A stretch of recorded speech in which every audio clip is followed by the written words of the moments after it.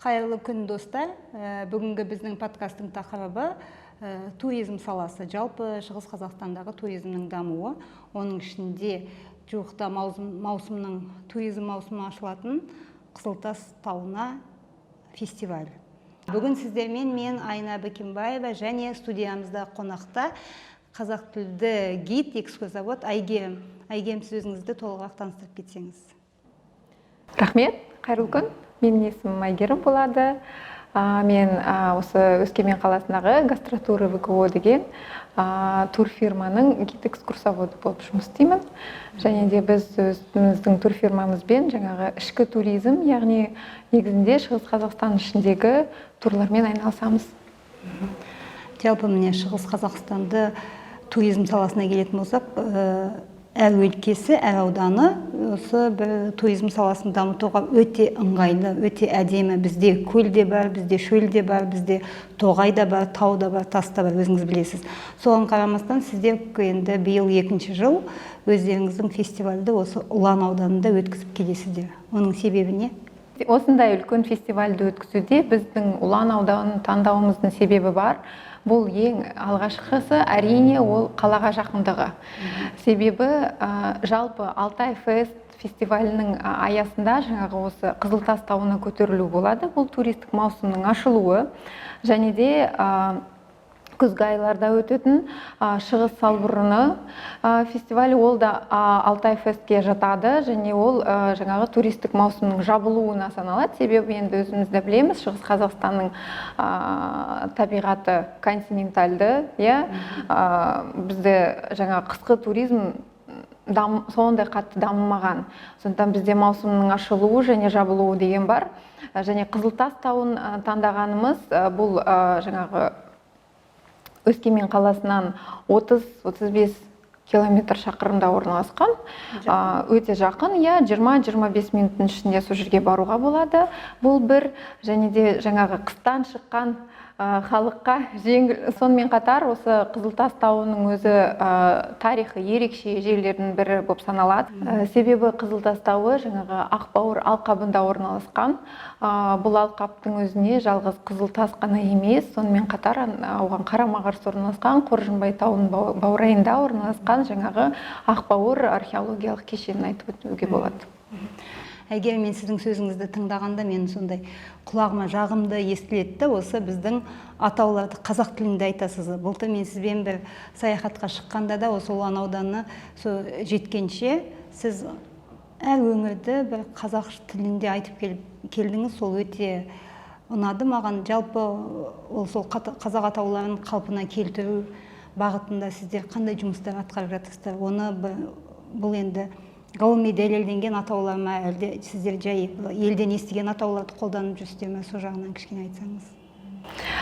Сұрағыңызға рахмет. Қазіргі таңда бұл сұрақ көптеген адамдарды мазалайды, және де көп адамдар менен сол сұрақты қойып жатады. Сен ақпаратты қайдан алып жатсың деп. Әрине, көбінде енді ғылыми түрде дәлелденген, карталарда бекітілген атауларымыз бар.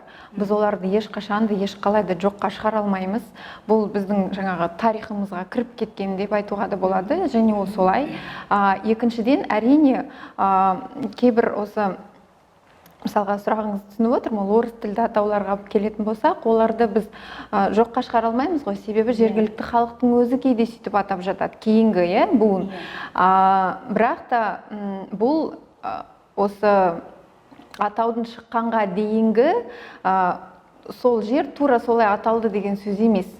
Себебі енді атам қазақ өзі бұрыннан бері қанымызға сіңіп кеткен әрбір тауды, әрбір судың өзінің, әрбір жердің өзінің атауы болған. Соған байланысты біз жергілікті жаңағы көзі көрген деп айтып жатамыз ғой.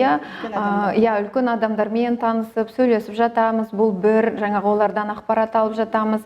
Екі, бұл жаңағы орысша айтады ғой, краевед, яғни өлкетанушылар, сол кісілердің көптеген жаңағы еңбектермен болсын, ауыз екі жеткізген жаңағы ақпаратымен болсын, соны қолдана отырып, өзіміздің жаңағы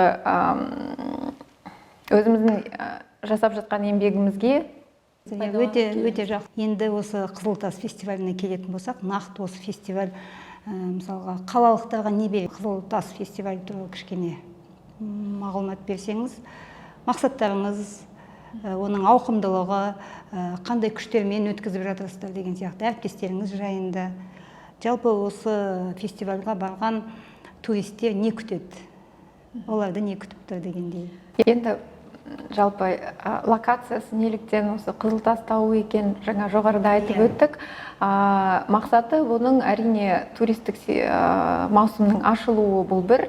Екі, біз осы фестиваль арқылы, біз осы фестиваль аясына өте көп нәрселерді салып қойдық. Көптеген шаралар тауға көтерілумен қатар жүріп жатады. Ол туралы мен де айтып өтем.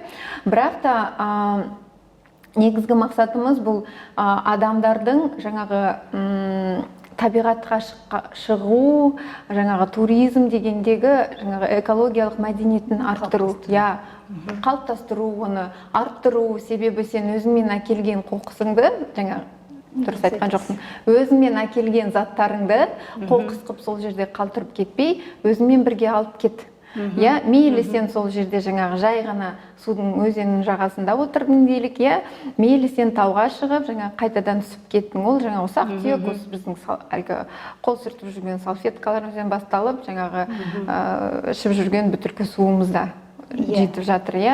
Яғни бұл ең алғашқыда біз сол фестиваль аясында өзімізбен әкелген қоқысты, оны сұрыптап, қағазын бір бөлек, пластигін бір бөлек, тамағын бір бөлек жинап, жалғыз ғана бізде ол экоблогерларымыз бар, гидтер бар, ұйымдастырушылар бар, жалғыз ғана олар емес, сол жерге келген, турист болып келген халыққа оны үйретіп көрсету, өздеріне сұрыптатып, оны қажетті жаңағы қоқыс жәшіктеріне лақтыртып көрсету.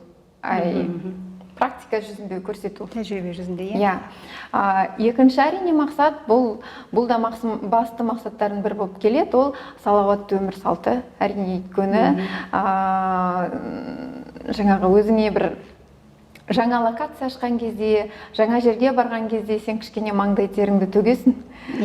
Себебі жүресің, қозғаласың, сен басқа адамдар қандай екен, олардың жаңағы өмірлерінің ерекшеліктері қандай екен, мысалға бар болады. Былтырғы фестивальда біз өзіміз көрдік қой, сақадай сай, дұрыс киім киіп, жаңағы дұрыс аяқ киім таңдап келген адамдар болды, және де жай келе салған адамдар болды. Олар жаңағы олардан көрініп тұрды, кім жаңағы дайындықпен келген. Әлгі орысша айтады ғой, закадычный, кім байырғыдан бері жаңағы турист болып айналысып жүрген, жан-жақты шарлап жүрген адамдар, немесе жай ғана осы көрейінші, қолдайыншы деп келген адамдарды да айырмашылық үлкен болды. Сол жағынан бізде өте көп енді биылдан ақпарат береміз, беріп та жатырмыз.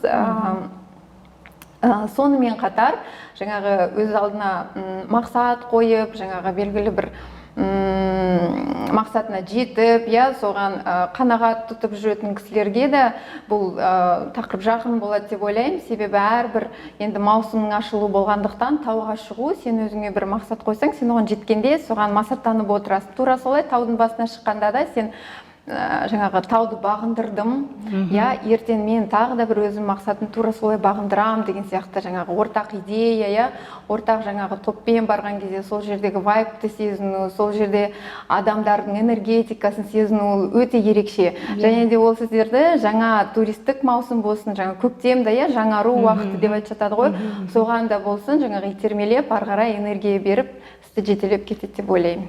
Өте тамаша.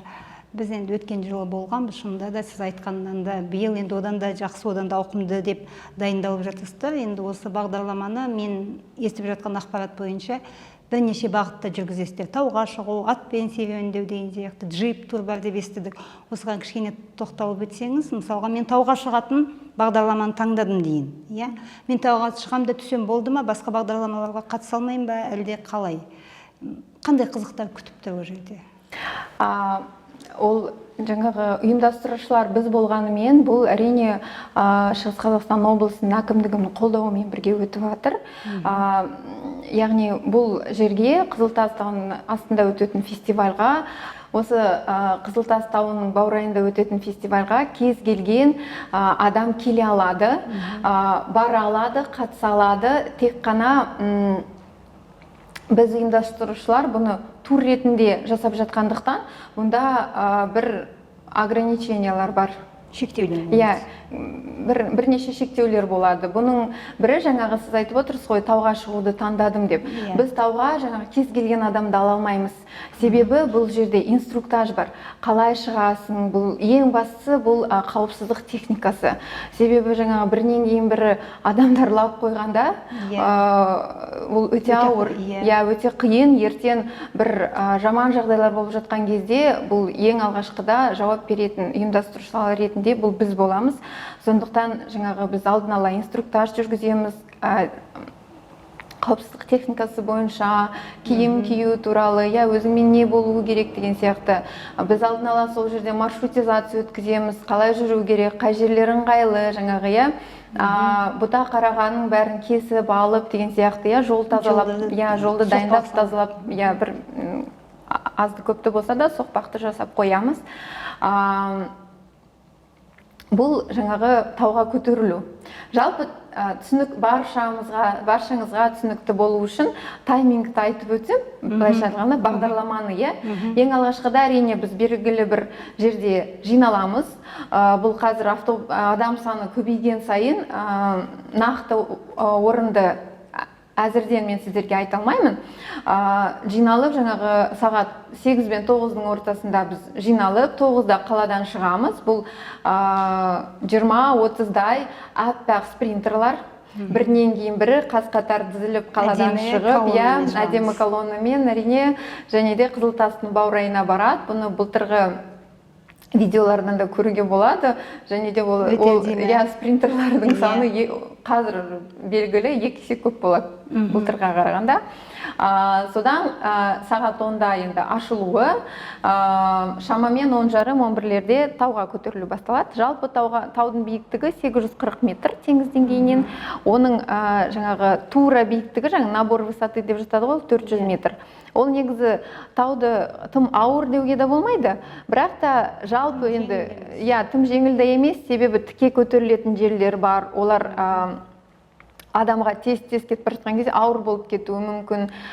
Кейбір жаңағы аяғы тайып кетеді ау деген тасты жерлері де бар.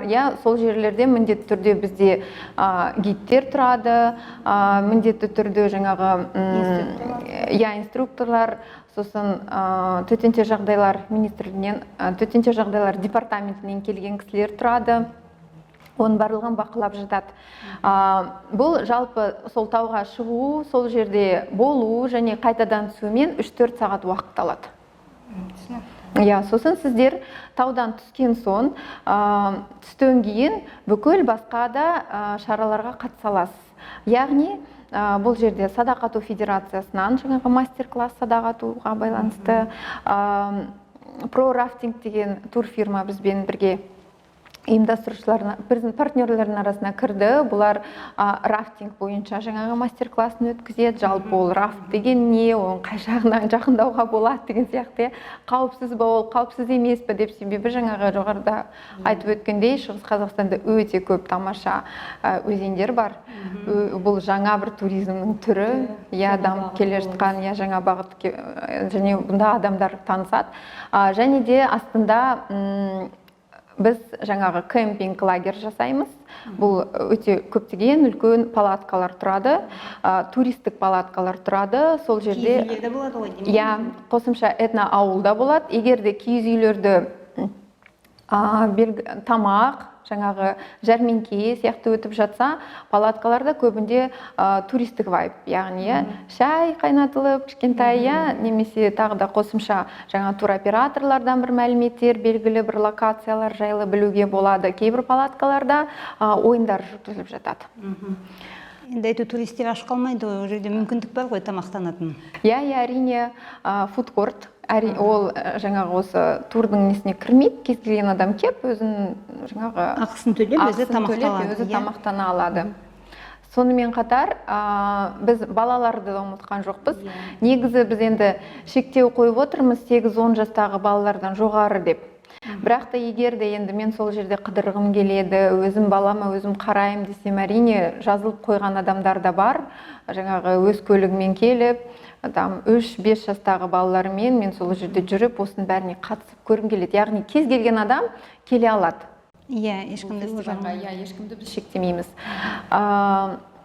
Және түстен кейін біздің демеушілердің жаңағы өзіміздің жаңағы қорымыздан бөлінген ақшамен көптеген жаңағы ойындар, лотерея, сондай өте көп қызықты сыйлықтар сыйлайтын көптеген шаралар өткізіледі. Тамаша. Айтыңызшы, одан кейін жаңа мен сол естідім, тек қана мысалға ол кигіз үй болғаннан кейін, этноауыл болғаннан кейін, сол маңайдағы ауылдың адамдары келіп өздерінің мысалға өнімдерін өткізіп, сауда жасай алады, сондай мүмкіндік болады ғой. Иә, бұл енді тек қана туристерді ғана емес, сол жердегі ауыл адамдарын қолдау, меніңше бұл өте жақсы, тамаша кіргізілген. Енді өткен жыл ондай болған жоқ қой, биыл енгізілген бір жаңалық деп ойлаймын. Бұл өте тамаша. Одан кейін айтыңызшы, мысалға Ақбауыр саяхаты, Ақбауыр кешеніне саяхат.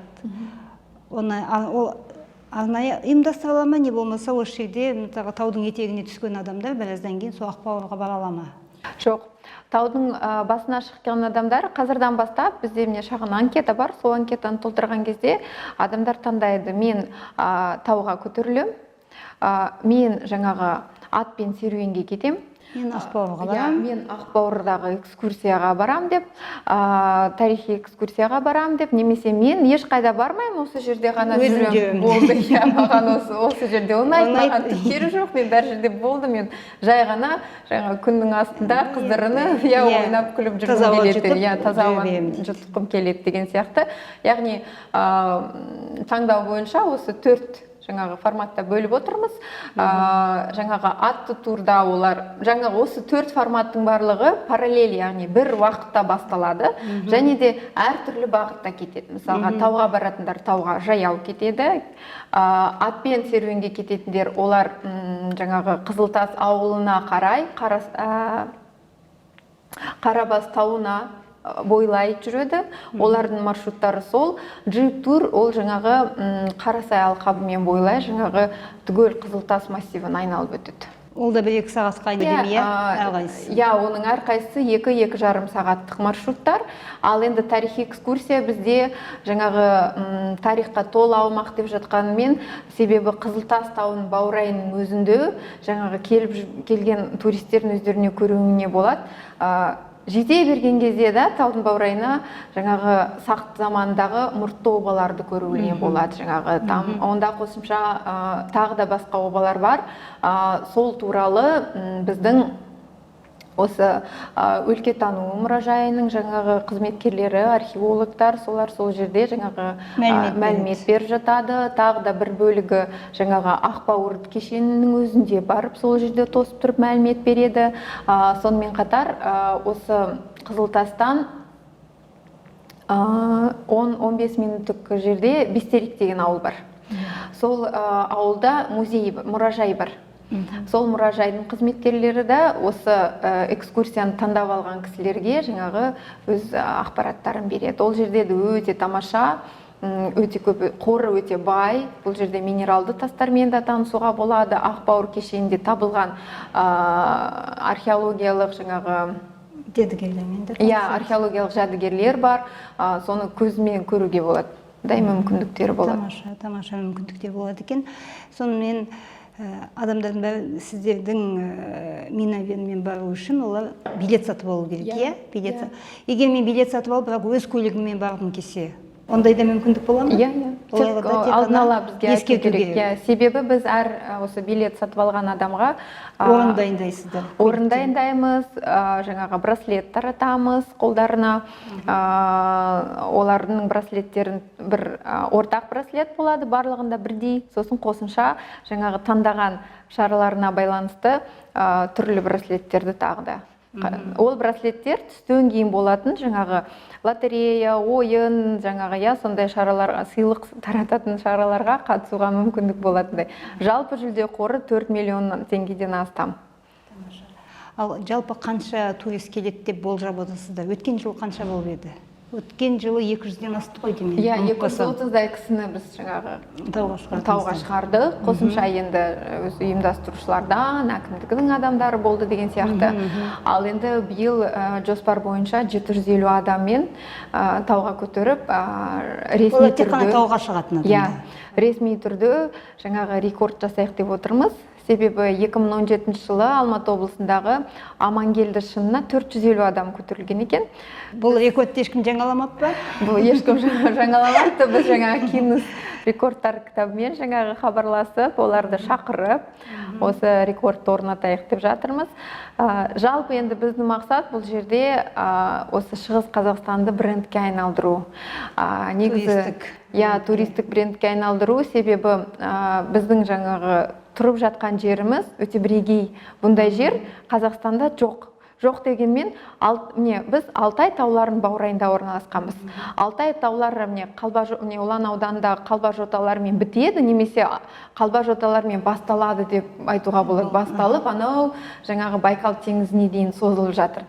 Және де Шығыс Қазақстан аумағында әйгілі жаңағы Қатынбажы, Үшсүмер, Белуха, Мұстау деген тау бар. Ол ең биік нүктесі осы Алтай тауларының. Және де оның бір бөлігі жаңағы біздің Шығыс Қазақстанда орналасқан. Біз соны мақтан тұтуымыз керек. Ал енді жаңағы осы Алтай тауының бір жоталарының біріне біз осы Алтай Фест деп жаңағы бренд жасап, сол жерде рекорд жасап, кішкене бүкіл өзіміздің Шығыс Қазақстан облысын болсын, бүкіл Қазақстанның болсын, халқын тартып, көрсетіп, ашқымыз келеді да, міне сендер осындай жерде барсыздар, қуанайық, соны ары қарай дамытайық деп.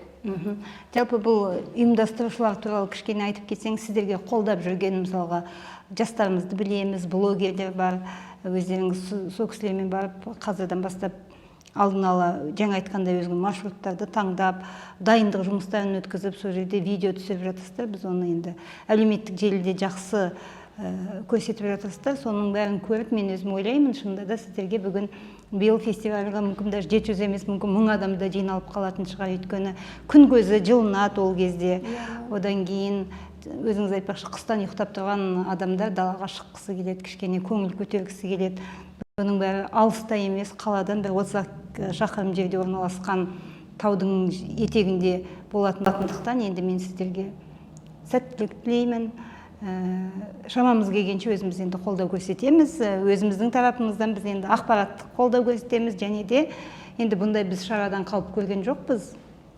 Өзіміздің мысалға отбасымыз бен жолдас жораларымыз барлығы сіздердің осы фестивальді асыға күтіп жүр. Сондықтан енді сіздерге сәттілік, сол фестивальді жолығайық. Рахмет. Жалпы баршаларыңызды күтеміз. Есігіміз ашық. Қош келдіңіздер.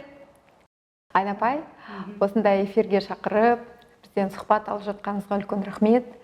Жаңағы жасап жатқан ісіміз ортақ деп санаймын.